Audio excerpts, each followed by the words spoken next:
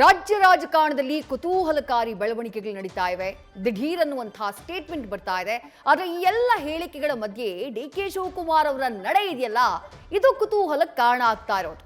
ಬೆಳಗ್ಗೆಯಷ್ಟೇ ಮಾತನಾಡುವಂತಹ ಟೈಮ್ನಲ್ಲಿ ನಾನು ಗುಂಪುಗಾರಿಕೆ ಮಾಡಲ್ಲ, ಅದು ನನ್ನ ರಕ್ತದಲ್ಲೇ ಇಲ್ಲ, ಹೀಗೆ ಹಲವು ಸ್ಟೇಟ್ಮೆಂಟ್ ಅನ್ನ ಕೊಟ್ಟರು. ಅದಾದ ನಂತರ ಡಿಕೆ ಶಿವಕುಮಾರ್ ಅವರು ನೇರವಾಗಿ ಹೋಗಿರೋದು ಪರಪ್ಪನ ಅಗ್ರಹಾರಕ್ಕೆ. ಪರಪ್ಪನ ಅಗ್ರಹಾರದಲ್ಲಿರುವಂತಹ ಕಾಂಗ್ರೆಸ್ನ ಶಾಸಕರನ್ನ ಭೇಟಿಯಾಗಿದ್ದಾರೆ ಡಿಕೆ ಶಿವಕುಮಾರ್.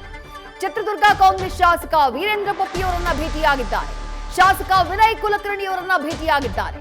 ಜೈಲಿಗೆ ಹೋಗಿ ಈ ಸಂದರ್ಭದಲ್ಲಿ ಇಷ್ಟೆಲ್ಲ ಬೆಳವಣಿಗೆಗಳಾಗ್ತಾ ಇರೋದ್ರ ಮಧ್ಯೆ ಡಿಕೆ ಶಿವಕುಮಾರ್ ಅವರು ಆ ಇಬ್ಬರು ಶಾಸಕರನ್ನ ಪರಪ್ಪನ ಅಗ್ರಹಾರದಲ್ಲಿ ಮೀಟ್ ಮಾಡಿರೋದಿದೆಯಲ್ಲ, ಇದು ಕುತೂಹಲಕ್ಕೆ ಕಾರಣ ಆಗ್ತಾ ಇದೆ. ಆ ಇಬ್ಬರು ಶಾಸಕರ ಜೊತೆಗೆ ಚರ್ಚೆ ಮಾಡಿದ್ದಾರೆ ಅಂದ್ರೆ ಯಾವ ವಿಚಾರದ ಬಗ್ಗೆ ಚರ್ಚೆ ಮಾಡಿದ್ದಾರೆ?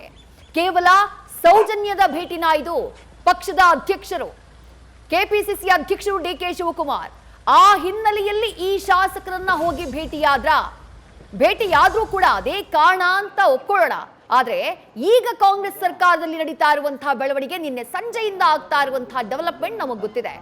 ಅಂಥ ಟೈಮ್ನಲ್ಲಿ ಸೀದಾ ಪರಪ್ಪನ ಅಗ್ರಹಾರಕ್ಕೆ ಡಿಕೆ ಶಿವಕುಮಾರ್ ಅವರು ಹೋಗಿರೋದು ಅವ್ರಿಗೆ ಹುಷಾರಿಲ್ವಂತೆ. ನಿನ್ನೆಯೂ ಕೂಡ ಆ ಹೇಳಿಕೆಯನ್ನ ಕೊಟ್ಟಿದ್ರು, ನನಗೆ ಹುಷಾರಿಲ್ಲ, ಹಂಗಾಗಿ ನಾನು ಎಲ್ಲೂ ಹೋಗ್ತಾ ಇಲ್ಲ ಅಂತ ಹೇಳಿ. ಇವತ್ತು ಮಧ್ಯಾಹ್ನ ಮನೆಯಿಂದ ಹೊರಗಡೆ ಬಂದವರು ಮೀಡಿಯಾ ರಿಯಾಕ್ಷನ್ ಅನ್ನ ಕೊಟ್ಟು ಈಗ ನೇರವಾಗಿ ಅವರು ತೆರಳ್ತಾ ಇರೋದು ಸೀದಾ ಪರಪ್ಪನ ಅಗ್ರಹಾರಕ್ಕೆ, ತಮ್ಮ ಪಕ್ಷದ ಶಾಸಕರನ್ನ ಭೇಟಿಯಾಗುವುದಕ್ಕೆ. ಎರಡು ಬೇರೆ ಬೇರೆ ಪ್ರಕರಣ. ವಿನಯ್ ಕುಲಕರ್ಣಿ ಅವರು ಪರಪ್ಪನ ಅಗ್ರಹಾರ ಜೈಲಿನಲ್ಲಿದ್ದಾರೆ. ಚಿತ್ರದುರ್ಗ ಶಾಸಕರಾಗಿರುವಂತಹ ವೀರೇಂದ್ರ ಪಪ್ಪಿ ಅವರು ಕೂಡ ಜೈಲಿನಲ್ಲಿದ್ದಾರೆ. ಅಕ್ರಮವಾಗಿ ಹಣವನ್ನ ಇಟ್ಕೊಂಡಿದ್ದಂತಹ ಕಾರಣಕ್ಕಾಗಿ, ಅದು ಪತ್ತೆಯಾದಂತಹ ಕಾರಣಕ್ಕಾಗಿ ರೇಡ್ ಎಲ್ಲ ನಡೆಯಿತು. ಅದಾದ ನಂತರ ಈಗ ಜೈಲಿನಲ್ಲಿದ್ದಾರೆ. ಆ ಇಬ್ಬರು ಶಾಸಕರನ್ನ ಭೇಟಿಯಾಗುವುದಕ್ಕೆ ಪರಪ್ಪನ ಅಗ್ರಹಾರ ಜೈಲಿಗೆ ಹೋಗಿದ್ದಾರೆ ಡಿಕೆ ಶಿವಕುಮಾರ್. ಅವರು ಭೇಟಿಯಾಗುವುದಕ್ಕೆ ತೆರಳಿರುವಂತಹ ಆ ದೃಶ್ಯವನ್ನ ಗಮನಿಸ್ತಾ ಇದ್ದೀರಿ.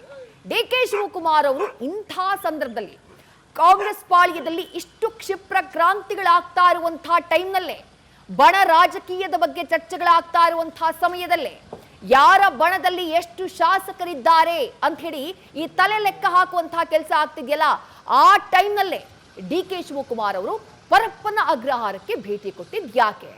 ವಿನಯ್ ಕುಲಕರ್ಣಿ ಹಾಗೆ ವೀರೇಂದ್ರ ಪಪ್ಪಿಯವರನ್ನ ಭೇಟಿಯಾಗೋದಕ್ಕೆ ಮುಂದಾಗಿದ್ಯಾಕೆ? ಬೇರೆ ಯಾವುದಾದ್ರೂ ಸಂದರ್ಭದಲ್ಲಿ ಆಗಿರಬಹುದು, ಭೇಟಿಯಾಗಬಹುದಾಗಿತ್ತು.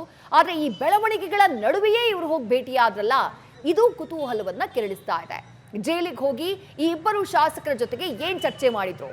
ಅವರಿಬ್ರು ತಗ್ಲ ಹಾಕೊಂಡಿರುವಂತಹ ಕೇಸ್ಗಳ ಬಗ್ಗೆ ಚರ್ಚೆ ಮಾಡಿದ್ರಾ? ಯಾವ ರೀತಿ ಕೇಸ್ ನಡೀತಾ ಇದೆ, ಬೇಲ್ಗಾಗಿ ಯಾವ ರೀತಿ ಅರ್ಜಿಯನ್ನ ಹಾಕಲಾಗ್ತಾ ಇದೆ, ಏನ್ ಸಮಸ್ಯೆ ಆಗಿದೆ, ಹೇಗಿದ್ದೀರಿ ಅಂತ ಹೇಳಿ ಕುಶಲೋಪರಿಯನ್ನ ಅಥವಾ ಅವರ ವೈಯಕ್ತಿಕ ಕೇಸ್ಗಳ ಬಗ್ಗೆ ವಿಚಾರಣೆ ಮಾಡೋದಕ್ಕೆ ಹೋದ್ರ, ಅಥವಾ ಈ ಭೇಟಿಗೂ ರಾಜ್ಯ ರಾಜಕಾರಣಕ್ಕೂ ಸಂಬಂಧ ಇದೆಯಾ? ಅನುಮಾನ ಮೂಡೋದು ಸಹಜ ಅಲ್ವಾ? ಯಾಕಂದ್ರೆ ಸಮಯ ಸಂದರ್ಭ ಹಾಗಿದೆ.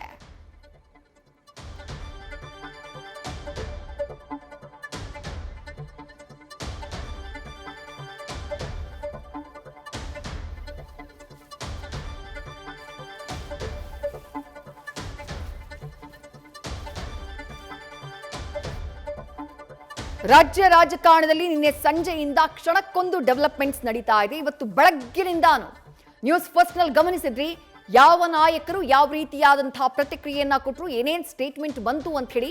ಅದರಲ್ಲಿ ಡಿಕೆ ಶಿವಕುಮಾರ್ ಅವರ ಪರಮಾಪ್ತ ಬಳಗದಲ್ಲಿ ಗುರುತಿಸಿಕೊಂಡಿರುವಂತಹ ಶಾಸಕ, ಡಿಕೆ ಶಿವಕುಮಾರ್ ಅವರಿಗೆ ನಿಷ್ಠನಾಗಿದ್ದೇನೆ ಅಂತ ಹೇಳುವಂತಹ ಶಾಸಕ ಇಕ್ಬಾಲ್ ಹುಸೇನ್ ಅವರ ಹೇಳಿಕೆಯನ್ನ ಕೂಡ ಗಮನಿಸಿದ್ರಿ.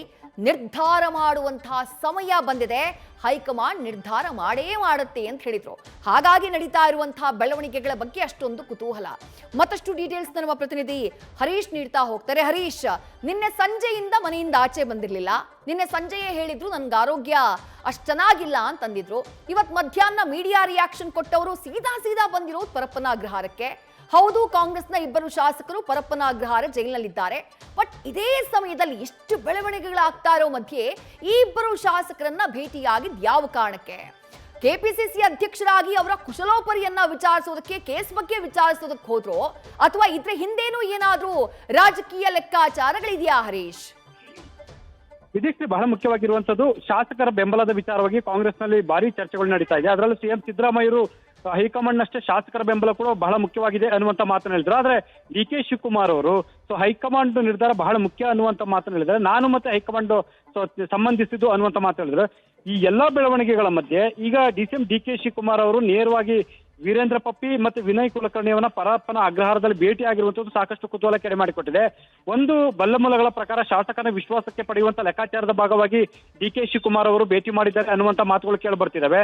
ನಿನ್ನೆ ಅಷ್ಟೇ ಕೂಡ ಡಿ ಕೆ ಶಿವಕುಮಾರ್ ಅವರ ಆಪ್ತ ಬಳಗದ ಹಲವು ಶಾಸಕರು ಕೂಡ ದೆಹಲಿಗೆ ತೆರಳಿದ್ದಾರೆ.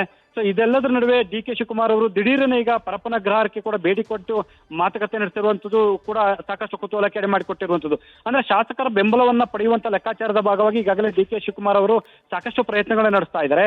ಕಳೆದ ಹಲವು ತಿಂಗಳಿಂದಲೂ ಕೂಡ ಒಬ್ಬೊಬ್ಬರು ಶಾಸಕರನ್ನ ಕರೆದು ಮಾತನಾಡುವಂತದ್ದಾಗಿರ್ಬೋದು, ಅವರ ಸಮಸ್ಯೆಗಳನ್ನ ಆಲಿಸುವಂತದ್ದಾಗಿರ್ಬೋದು, ಈ ಎಲ್ಲಾ ಪ್ರಯತ್ನಗಳು ಶಾಸಕರ ಜೊತೆಗೆ ಆಗ್ತಾ ಇದೆ. ಹಾಗಾಗಿ ಅದರ ಮುಂದುವರೆದ ಭಾಗವಾಗಿ ಪರಪ್ಪನ ಅಗ್ರಹಾರದಲ್ಲಿ ಇರ್ತಕ್ಕಂಥ ಇಬ್ಬರು ಶಾಸಕರನ್ನ ಭೇಟಿ ಮಾಡಿ ಒಂದು ಬೆಂಬಲ ಕೊಡ್ತಕ್ಕಂಥದ್ದು ಮತ್ತೆ ನಾನು ನಿಮ್ ಜೊತೆಗೆ ಇದ್ದೀನಿ ಅನ್ನುವಂತ ಸಂದೇಶ ಕೊಡುವಂತ ಲೆಕ್ಕಾಚಾರದಲ್ಲಿ ಅವರು ಭೇಟಿ ಮಾಡಿ ಮಾತುಕತೆ ನಡೆಸಿದ್ದಾರೆ ಅನ್ನುವಂತ ಮಾತುಗಳು ಕೂಡ ಕೇಳಿ ಬರ್ತಾ ಇರುವಂತದ್ದು. Vidyashree, right, thank you Harish ತಮ್ಮೆಲ್ಲ ಡೀಟೇಲ್ಸ್ಗೆ. ಒಟ್ಟಲ್ಲಿ ಬಹಳ ಇಂಟ್ರೆಸ್ಟಿಂಗ್ ಆಗಿರುವಂತಹ ಬೆಳವಣಿಗೆಗಳು ರಾಜ್ಯ ಕಾಂಗ್ರೆಸ್ ಪಾಲಿಗೆ. ಇದು ಒಂದು ಕುತೂಹಲದ ಒಂದು ದೃಶ್ಯ ಲಭ್ಯ ಆಗಿದೆ ನೋಡಿ. ಒಂದ್ ಕಡೆ ಕಾಂಗ್ರೆಸ್ನಲ್ಲಿ ಕಂಪನ ಸೃಷ್ಟಿಯಾಗಿದೆ, ಆದ್ರೆ ಬಿಜೆಪಿಯದ್ದು ಕುಂಟಾಬಿಲ್ಲೆ ಆಟ. ಕೈಪಾಳ್ಯದಲ್ಲಿ ಪವರ್ ಶೇರಿಂಗ್ ಫೈಟ್ ತೀವ್ರವಾಗಿದೆ. ನಿನ್ನೆ ಸಂಜೆಯಿಂದ ಎಡಬಿಡದೆ ಬೆಳವಣಿಗೆಗಳಾಗ್ತಾ ಇವೆ. ಡಿಕೆ ಸಿದ್ದು ಬಣದ ನಡುವೆ ಮೀಟಿಂಗು, ಭೇಟಿ, ಸಮರ ನಡೀತಾ ಇದೆ. ಈ ಎಲ್ಲ ಕೈಪಾಳ್ಯದ ಕೋಲಾಹಲದ ಮೇಲೆ ಬಿಜೆಪಿಯ ಚಿತ್ತ ನೆಟ್ಟಿದೆ. ಬಹಳ ಇಂಟ್ರೆಸ್ಟಿಂಗ್ ಅಂದ್ರೆ ಕುಂಟಾಬಿಲ್ಲೆ ಆಡ್ತಾ ಎಂಜಾಯ್ ಮಾಡ್ತಿದ್ದಾರೆ ವಿಪಕ್ಷ ನಾಯಕರಾಗಿರುವಂತಹ ಆರ್ ಅಶೋಕ್.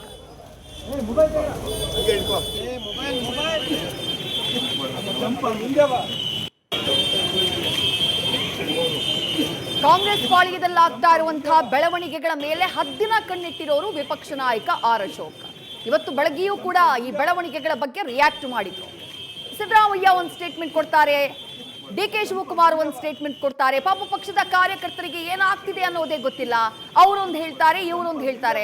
ಹೈಕಮಾಂಡ್ ಏನೂ ನಿರ್ಧಾರ ಮಾಡ್ತಾ ಇಲ್ಲ, ಹೈಕಮಾಂಡ್ ಗಟ್ಟಿಯಾಗಿದೆ ಅಂತ ಅನ್ನಿಸ್ತಾನೆ ಇಲ್ಲ ಅಂತೇಳಿ ಕಾಲೆಳೆಯುವಂತಹ ಕೆಲಸವನ್ನ, ಟೀಕೆ ಮಾಡುವಂತಹ ಕೆಲಸವನ್ನ ವಿಪಕ್ಷ ನಾಯಕ ಆರ್ ಅಶೋಕ್ ಅವರು ಮಾಡ್ತಾ ಇದ್ರು. ಬಟ್ ಈಗ ಲಭ್ಯವಾಗಿರುವಂತಹ ಈ ಚಿತ್ರ ಇದೆಯಲ್ಲ, ಯಾವುದೋ ಒಂದು ಕಾರ್ಯಕ್ರಮ, ಆ ಕಾರ್ಯಕ್ರಮದಲ್ಲಿ ಹೋಗಿ ಕುಂಟಾಪಿಲ್ಲೆ ಆಡಿದ್ದಾರೆ. ಒಂದಿಷ್ಟು ಹೊತ್ತು ಬೇರೆ ಮನರಂಜನಾ ಕೆಲಸಗಳಲ್ಲಿ ಕಳೆದಿದ್ದಾರೆ, ಸಮಯವನ್ನ ಕಳೆದಿದ್ದಾರೆ.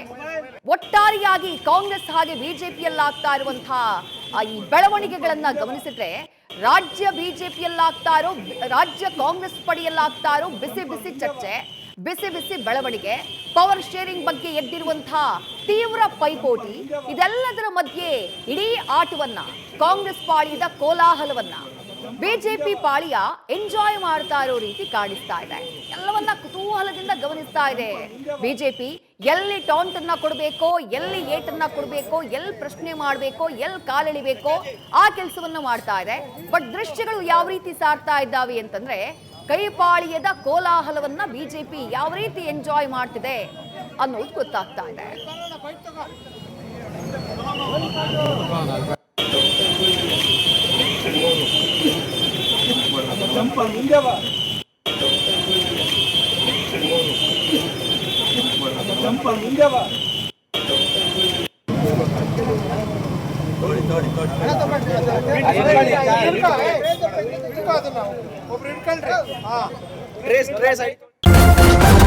ನ್ಯೂಸ್ ಫಸ್ಟ್, ನಿರ್ಭೀತಿಯಿಂದ ನಿಮ್ಮ ಪರವಾಗಿ.